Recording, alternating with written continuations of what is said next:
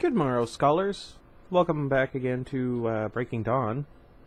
Sorry that I didn't get a chance to upload anything. I was helping my mother with grocery shopping because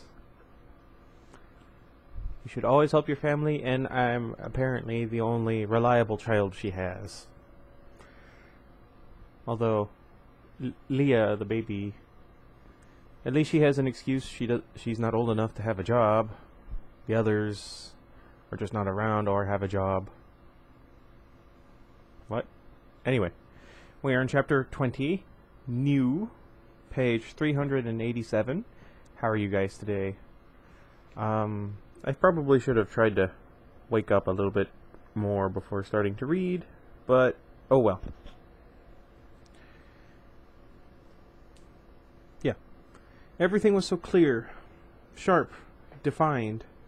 The brilliant light overhead was still blinding bright, and yet I could plainly see the glowing strands of the filaments inside the bulb.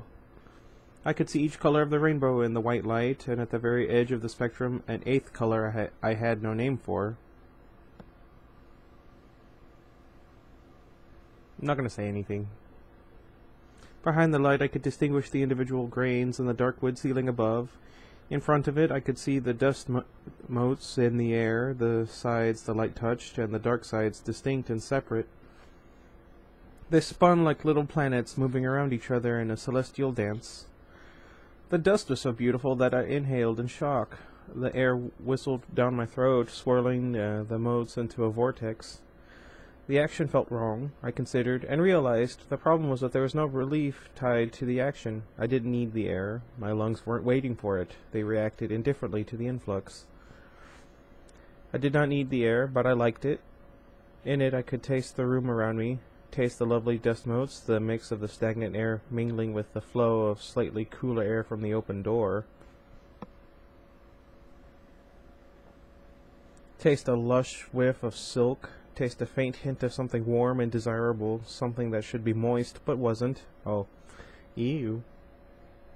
That smell made my throat burn dryly, a faint echo of the venom burn, though the scent was tainted by the bite of chlorine and ammonia. And most of all, I could taste an almost honey lilac and sun-flavored scent that was the strongest thing, the closest thing to me. What? I heard the sound. I heard the sound of the others, breathing again now that I did. Their breath mixed with the scent that was something just off honey and lilac and sunshine, bringing new flavors. What? Cinnamon, I don't know what this word is, pear, seawater, rising bread. That actually does smell delicious. Have you ever actually baked homemade bread, like from scratch, entirely nothing, like, well, you know what I mean. It smells wonderful. And it tastes great. Anyway. Pine, vanilla, leather, apple, moss, lavender, chocolate. I traded a different comparisons in my head, but none of them fit exactly. So sweet and pleasant. The TV downstairs had been muted, and I heard someone, Rosalie, shift her weight on the first floor. I also heard a faint thudding rhythm with a voice shouting angrily to the beat. What? Rap music?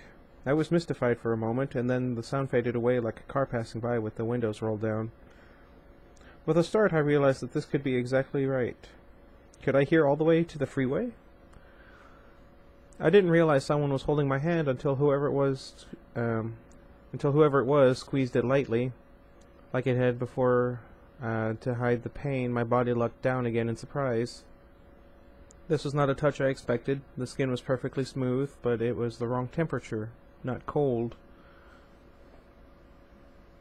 After that first frozen second of shock, my body responded to the unfamiliar touch in a way that shocked me even more. Air hissed up my throat, spitting through my clenched teeth with a low, menacing sound like a swarm of bees. Before the sound was out, my muscles bunched and arched, twisting away from the unknown. I flipped off my back in a spin so fast I could have turned the room into an incomprehensible blur. Sorry. But it did not. I saw every dust mote, every splinter in the wood-paneled walls, every loose thread in microscopic detail. Or do you say microscopic? as my eyes whirled past them. So by the time I found myself crouched against the wall defensively about a 16th of a second later, I already understood what had startled me, and that I had overreacted. Oh, of course, Edward wouldn't feel cold to me. We were the same temperature now. I held my pose for an eighth of a second longer, adjusting to the scene before me. Edward was leaning across the operating table that had been a pyre.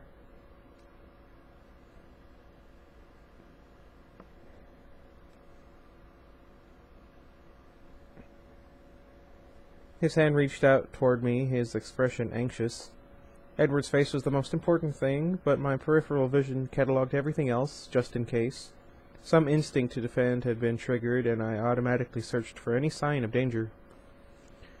My vampire family waited cautiously against the far wall by the door, Emmett and Jasper in the front, like there was danger. My nostrils flared, searching for the threat. I could smell nothing out of place. That faint scent of something delicious, but marred by harsh chemicals, tickled my throat again, setting it to aching and burning. Alice was peeking around Jasper's elbow with a huge grin on her face. The light sparkled off her teeth. Another eighth-color rainbow. Or eight-color rainbow, whatever. That grin reassured me and then put the pieces together. Jasper and Emmett were in the front to protect the others, as I had assumed. What I hadn't grasped immediately was that I was the danger. All this was a sideline. The greater part of my senses and my mind were still focused on Edward's face. I had never seen it before the second. How many times had I stared at Edward and marveled over his beauty? How many hours, days, weeks of my life had I spent dreaming about what I then deemed to be perfection? I thought I'd known his face better than my own. I thought this was the one pure physical... what? Sure, sorry. I need new glasses. A physical thing in my whole world, the flawlessness of Edward's face. I may as well have been blind. For the first time, with the dimming shadows and limiting weakness of humanity taken off my eyes, I saw his face. I gasped and then struggled with my vocabulary, unable to find the right words. I needed better words. At this point, the other part of my attention had ascertained that there was no danger here beside myself, and I automatically straightened out of my crouch. Almost a whole second had passed since I'd been on the table.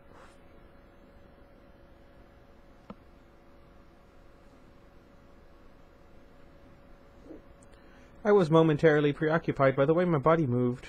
The instant I'd considered standing erect, I was already straight. There was no brief fragment of time in which the action occurred. The change was instantaneous, almost as if there was no movement at all. I continued to stare at Edward's face, motionless again. He moved slowly around the table, each step taking nearly half a second, each step flowing sinuously like river water weaving over smooth stones, his hand still outstretched.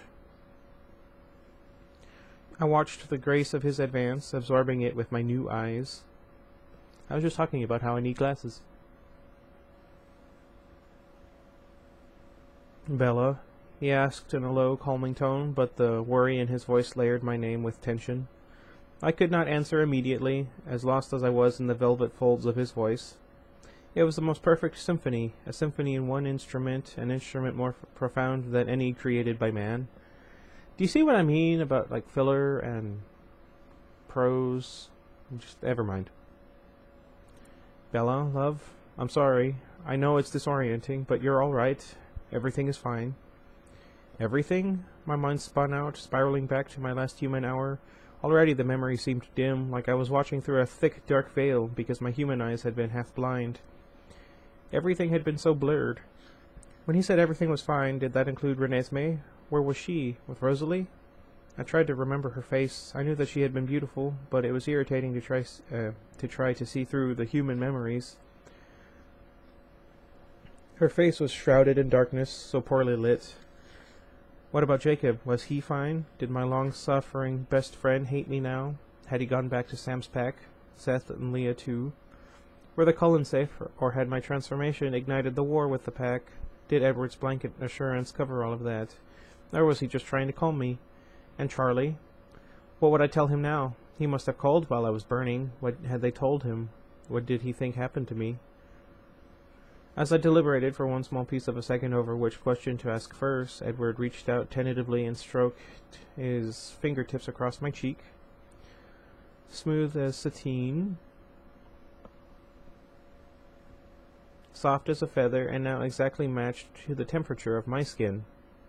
His touch seemed to sweep beneath the surface of my skin, right through the bones of my face. The feeling was tingly, electric. It jolted through my bones, down my spine, and trembled in my stomach. Wait, I thought as the trembling blossomed into a warmth, a yearning. Wasn't I supposed to lose this? Wasn't giving up this feeling a part of the bargain? What? I was a newborn vampire. The dry, scorching ache in my throat gave proof to that, and I knew what being a newborn entailed. Human emotions and longings would come back to me later in some form, but I'd accepted that I would not feel them in the beginning, only thirst. That was the deal, the price. I'd agreed to pay it.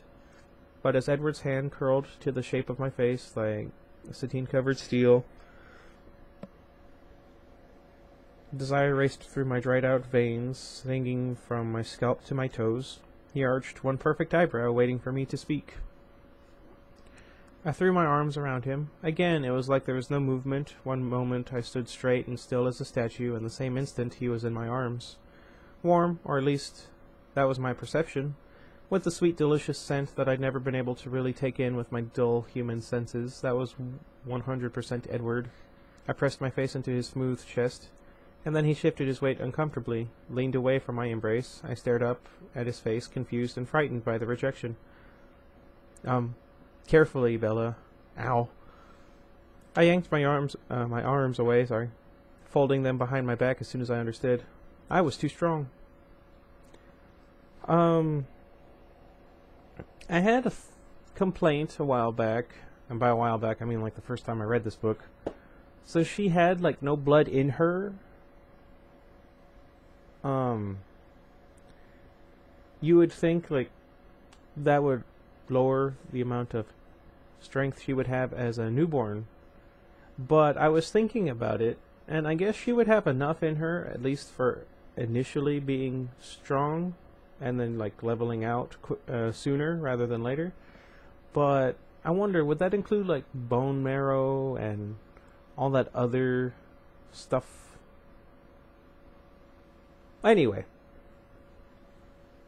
Oops, I mouthed. He smiled, the kind of smile that would have stopped my heart if it were still beating. Don't panic, love, he said, lifting his hand to touch my lips parted in horror. You're just a bit stronger than I am for the moment. My eyebrows pushed together. I'd known this too, but it felt more surreal than any other part of this ultimately surreal moment. I was stronger than Edward. I'd made him say, ow. Finally. My hand stroked my cheek again, and I all but forgot my distress as another wave of desire rippled through my motionless body. These emotions were so much stronger than I was used to that it was hard to stick to one train of thought despite the extra room in my head. Each new sensation overwhelmed me, I remembered Edward saying once, his voice in my head a weak shadow compared to the crystal musical clarity I was hearing now. That his kind, our kind, were easily distracted. I could see why. I made a concerted effort to focus. There was something I needed to say, the most important thing. Very carefully, so carefully that the movement was actually discernible, I brought my right arm out from behind my back and raised my hand to touch his cheek. I refused to let myself be sidetracked by the pearly color of my hand, or by the smooth silk of his skin, or by the charge, that zinged in my fingertips. I stared into his eyes and heard my own voice for the first time. I love you, I said, but it sounded like singing. My voice rang and shimmered like a bell. It's my mom's nickname.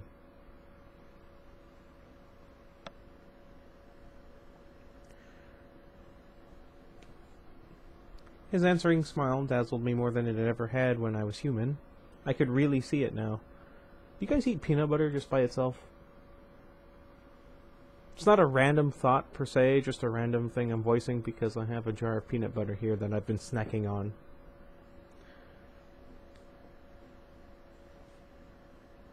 "As I love you," he told me. He took my face between his hands and leaned his face to mine, slow enough to remind me to be careful. He kissed me, soft as a whisper at first, and then suddenly stronger, fiercer. I am uncomfortable. I tried to remember to be gentle with him, but it was hard work to remember anything in the onslaught of sensation, hard to hold on to any coherent thoughts. It was like he had never kissed me, like this was our first kiss, and in truth, he'd never kissed me this way before. It almost made me feel guilty. Surely I was in breach of the contract. I couldn't be allowed to have this, too. Though I didn't need oxygen, my breathing raced as fast as it had when I was burning. This was a different kind of fire. Someone cleared his throat. Emmett. I recognized the deep sound at once, joking and annoyed at the same time. I'd forgotten we weren't alone, and then I realized that the way I was curved around Edward now was not exactly polite for comfort. What?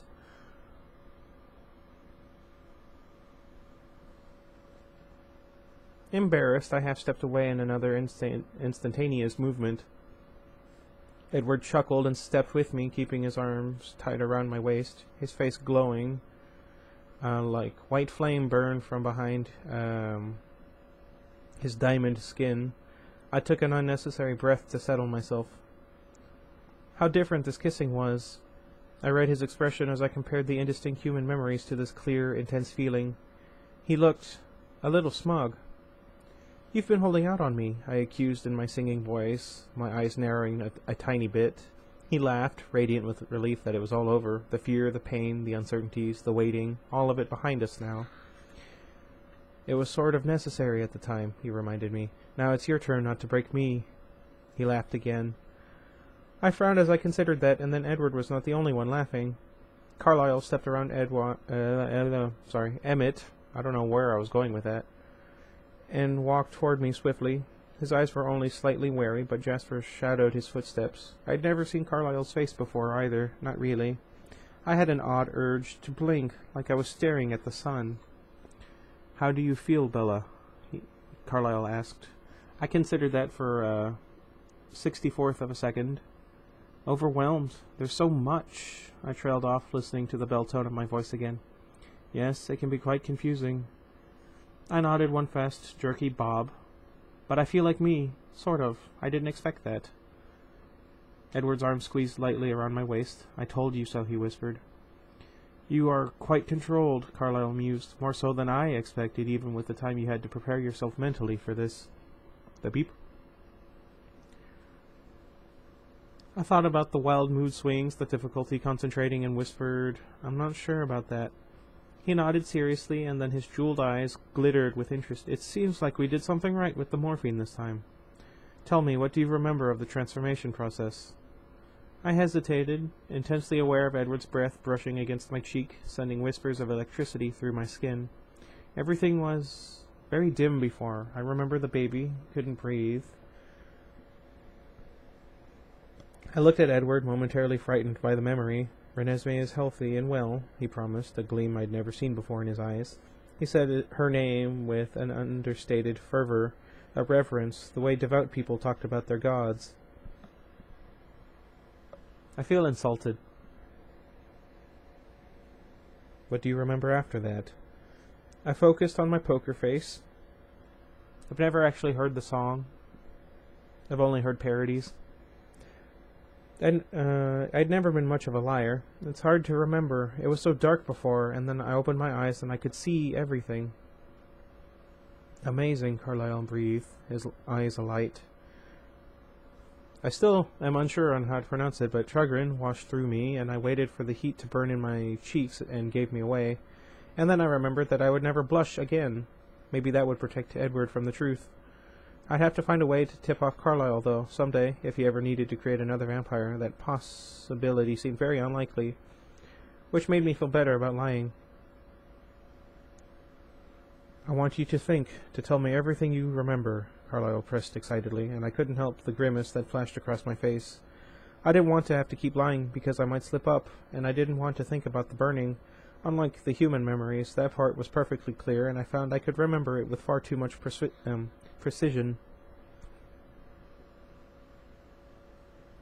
Get out of here. Oh, I'm so sorry, Bella. Carlyle apologized immediately. Of course, your thirst must be very uncomfortable. This conversation can wait. Until he'd mentioned it, the thirst actually wasn't unmanageable. There was so much room in my head. A separate part of my brain was keeping tabs on the burn in my throat, almost like a reflex, the way my old brain had handled breathing and blinking. But Carlyle's assumption brought the burn to the forefront of my mind. Suddenly the dry ache was all I could think about, and the more I thought about it, the more it hurt. A hand flew up and cut my throat like I could smother the flames from the outside, like I do with my chest right here when I have trouble breathing. Great. I'm like Bella. No. Where was I? The skin of my neck was strange beneath my fingers, so smooth it was somehow soft, though it was as hard as stone, too. Edward dropped his arms and took my other hand, tugging gently. Let's hunt, Bella. My eyes opened wider, and the pain of the thirst receded, shock taking its place. Me? Hunt? With Edward? But how? I didn't know what to do. He read the alarm in my expression and smiled encouragingly. It's quite easy, love. Instinctual, don't worry. I'll show you. When I didn't move, he grinned his crooked smile and raised his eyebrows. I was under the impression that you'd always wanted to see me hunt. I laughed in a short burst of humor. Part of me listened in wonder to the pealing bell sound.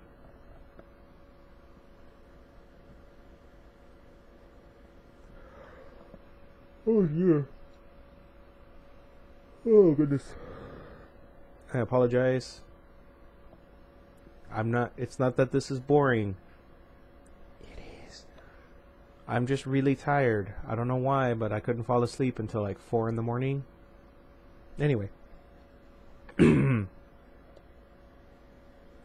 As his words reminded me of cloudy human conversations, and then I took a whole second to run quickly through those first days with Edward, the true beginning of my life, in my head so that I would never forget them. I did not expect that it would be so uncomfortable to remember. Like trying to squint through muddy water. I've done that before. I knew from Rosalie's experience that if I thought of my human memories enough, I would not lose them over time. I did not want to forget 1 minute I'd spent with Edward.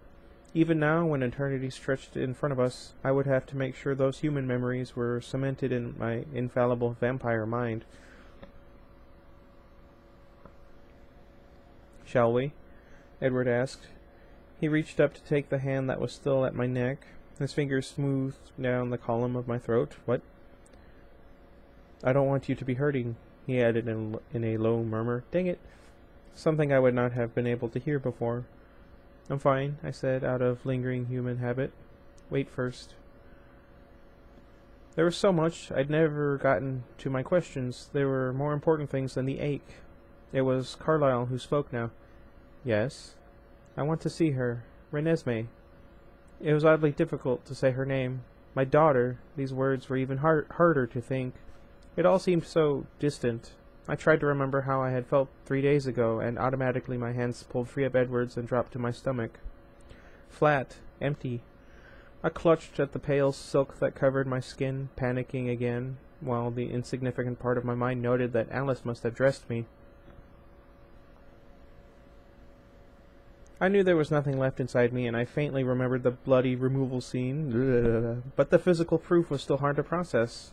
All I knew was loving my little nudger inside of me.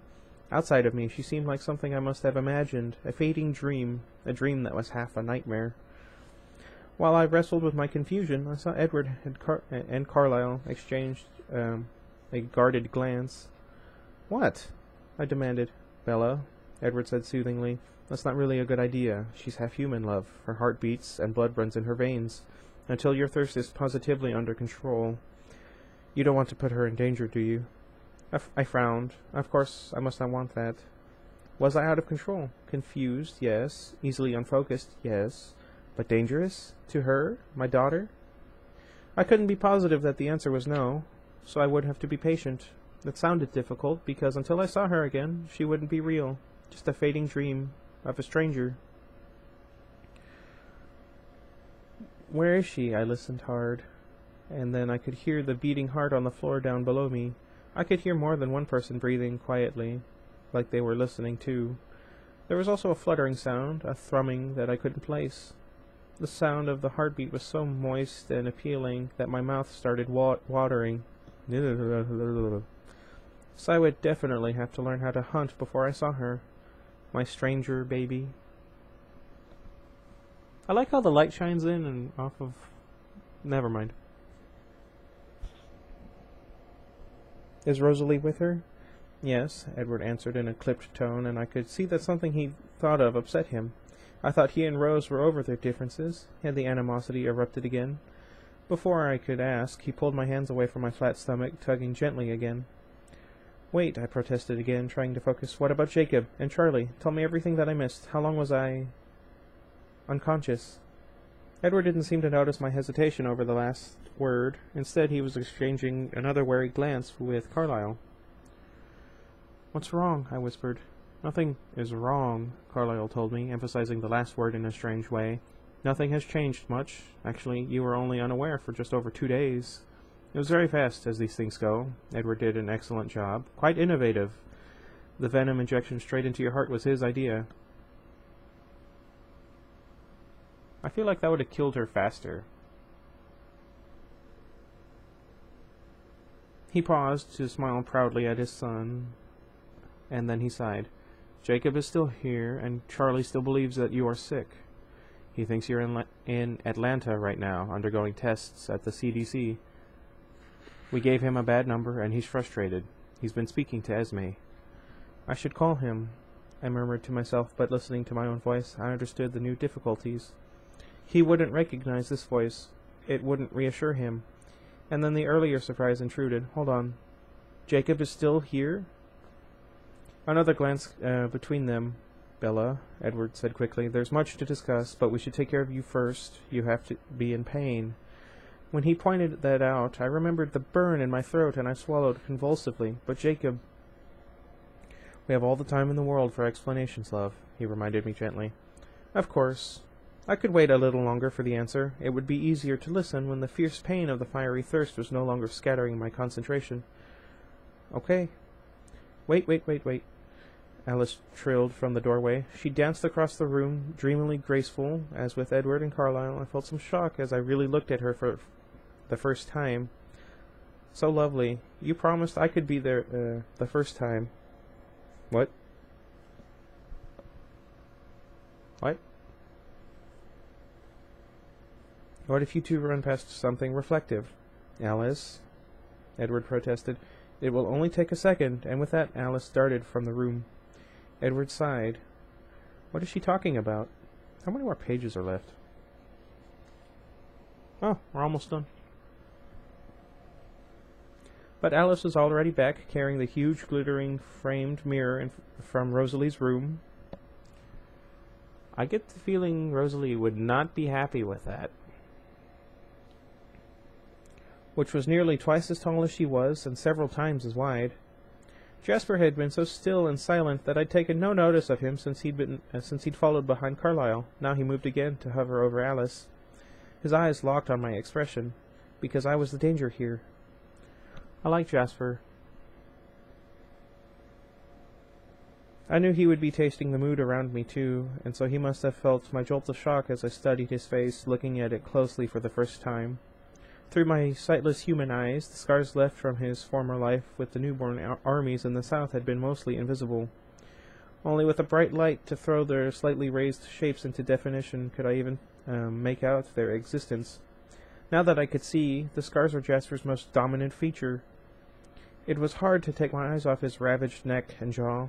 Hard to believe that even a vampire could have survived so many sets of teeth ripping into his throat. Instinctively, I tensed to defend myself. Any vampire who saw Jasper would have the same reaction. The scars were like a lighted billboard. Dangerous, they screamed. How many vampires had tried to kill Jasper? Hundreds, thousands, the same number that had died in the attempt. Jasper both saw and felt my assessments, my caution, and he smiled wryly. Edward gave me grief for not getting you a mirror before the wedding, Alice said, pulling my attention away from her frightening lover. I'm not going to be chewed out again. Chewed out? Edward asked, skeptically, one eyebrow curving upward. Maybe I'm overstating things, she murmured absently as she turned the mirror to face me. Let's see. Yeah. And maybe this is solely to do with your own voyeuristic gratification, he countered. I'm uncomfortable.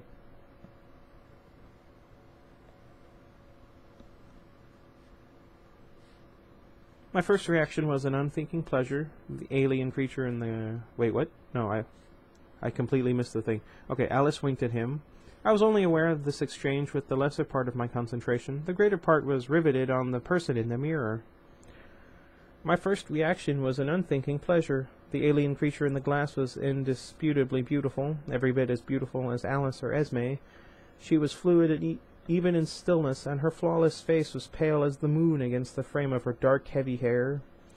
Her limbs were smooth and strong, skin glistening subtly, luminous as a pearl. My second reaction was horror. Who was she?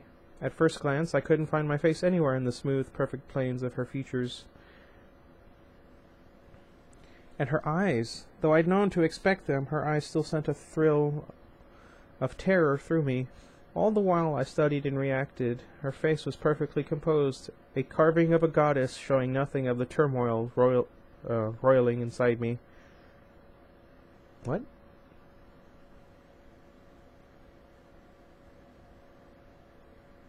And then her full lips moved.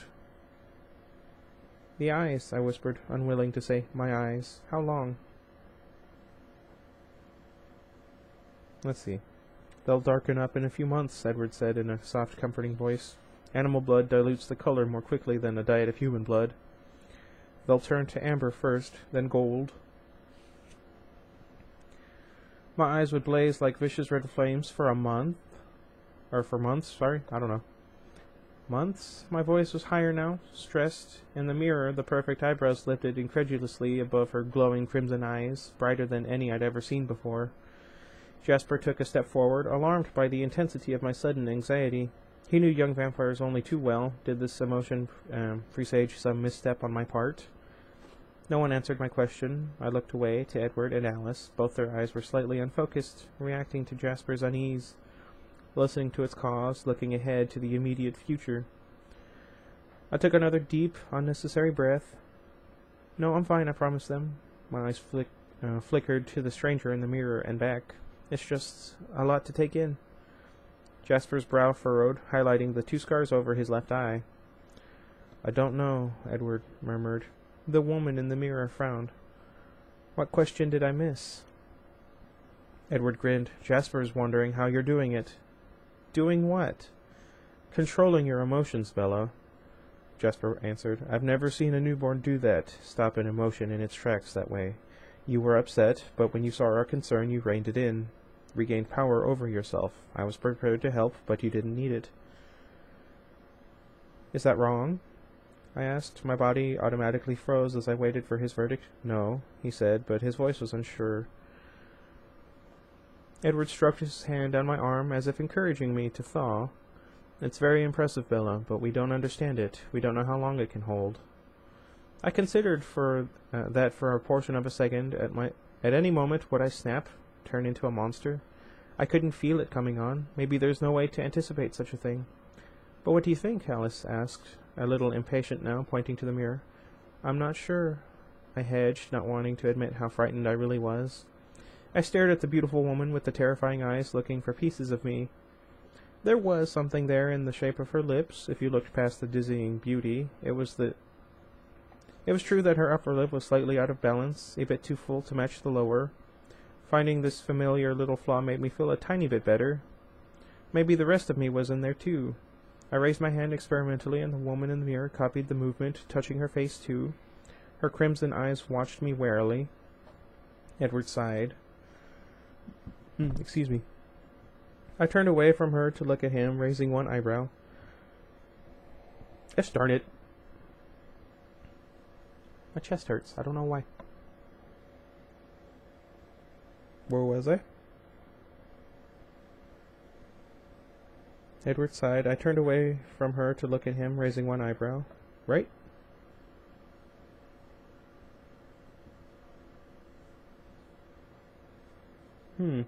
Disappointed? I asked, my ringing voice impassive. He laughed. Yes, he admitted.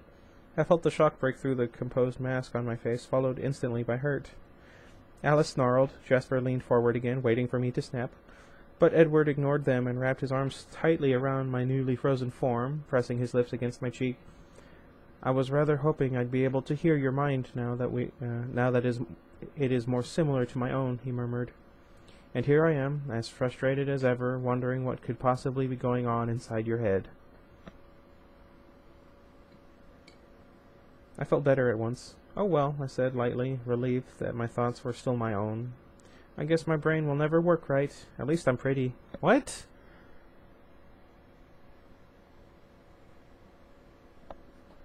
I'm pretty offended. Anyway. It was becoming easier to joke with him as I adjusted, to think in straight lines, to be myself. Edward growled in my ear, Bella, you have never been merely pretty. Then his face pulled away from mine, and he sighed. All right, he said to someone. What? I asked. You're making Jasper more edgy by the second. He may relax a little when you've hunted. I looked at Jasper's worried expression and nodded. I didn't want to snap here, if that was coming. Better to be surrounded by trees and family. Okay, let's hunt, I agreed, a thrill of nerves and anticipation making my stomach quiver. I unwrapped Edward's arms from around me, keeping one of his hands, and turned my back on the strange, beautiful woman in the mirror. Okay. Getting pretty far into the book. Just that left to go.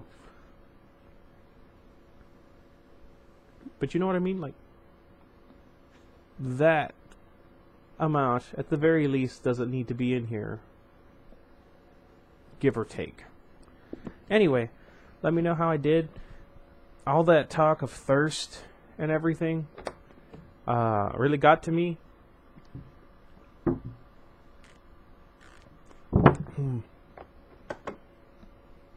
This was like up here when I started, to give you an idea. Oh hey, a spoon. Anyway, what time is it? Okay. I'm gonna try and get another chapter up today. I might wait a little bit, let my throat actually get some fluid. It's very dry right now. I hope I did a good job. Let me know what you guys thought. I had some uncomfortable spots there. And, yeah, I guess that's it. Until next time. Goodbye, everybody. I missed.